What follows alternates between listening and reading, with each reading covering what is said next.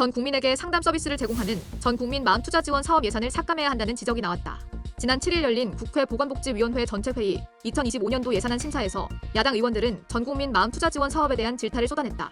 보건복지부는 내년도 예산안에서 전국민 마음투자 사업 예산을 올해보다 35억 8,100만 원 더 늘린 508억 3천만 원으로 편성했다. 더불어민주당 남인순 의원은 작년에도 예비 타당성 조사 없이 진행돼 무리한 예산 편성 아니냐는 문제 제기를 했었다며 올해 집행률을 보니 12%밖에 안 된다. 올해 상담 인원이 8만 명 목표인데 3만 명이 신청했고 5만 명이 남았다. 남은 기간이 2달인데 불가능하다고 지적했다. 이어 그는 내년도 목표는 16만 명이다. 예산은 필요하다 보지만 과도하게 설정하고 늘리고 있는 게 문제라며 작년엔 급하다고 해서 예타도 없이 제도적인 것도 없이 진행했는데 정비해야 하는 것 아닌가라고 말했다. 그러면서 예산을 삭감해야 한다. 예산이 유지가 된다 하더라도 전달 체계에 대한 정비 없이 할 수는 없다며 제도적인 정비에 대한 계획을 제출해야 국회가 심사할 수 있다고 덧붙였다. 불분명한 사업 목표에 대한 지적도 나왔다.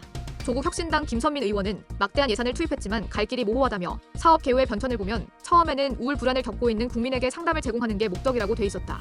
그냥 상담 제공이 목적인 사업이 어떻게 사업이 될 수 있는가라고 꼬집었다. 이어 그는 최근에는 자살 예방, 정신질환 조기 발견까지 언급하며 사업 목적이 계속 바뀌었다며 사업 대상도 계속 바뀌었다.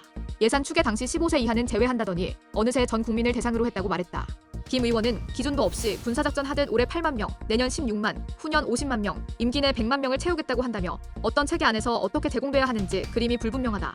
바우처를 남발하는 것으로 어떤 목적을 달성할 수 있는지 모르겠다고 비판했다. 사업 예산의 증액 배경에 김건희 여사가 있다는 주장도 제기됐다.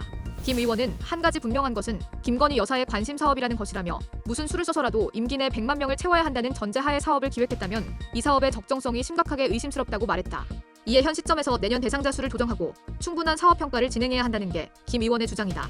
이처럼 야당 의원들의 비판이 이어지자 국민의힘 안상훈 의원은 조규홍 복지부 장관을 향해 전 국민 마음투자 지원 사업이 김건희 여사 예산이라고 주장하는데 동의하는가라고 물었고 조 장관은 동의할 수 없다고 답변했다. 그러자 안 의원은 복지부가 더 챙길 수 있는 것들을 못해서 이런 얘기들이 나오는 상황이라며 전 국민 마음투자 지원 사업은 갑자기 만들어진 게 아니고 공약부터 국정과제에 이미 굵직하게 들어가 있는 사업이다. 누군가 소위 꽂혀서 된 게 아니다라고 언급했다. 이어 그는 예산을 깎는 문제가 아니라 올해 예산 실집행률이 떨어지는 것은 복지부에서 예산 받아가지고 광역지자체 던져주고 그걸로 끝내기 때문에 잘 안 챙겨지는 부분이 있는 것이라고 지적했다.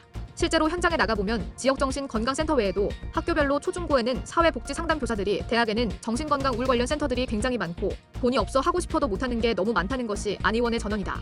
안 의원은 복지부에서 설계한 것들을 현장 상황을 반영해서 바꿔줘야 된다며 돈을 너무 많이 책정해서 안 되는 것이 아니고 실제로 복지부의 설계 자체가 돈이 안 쓰여지게끔 하고 있다고 했다.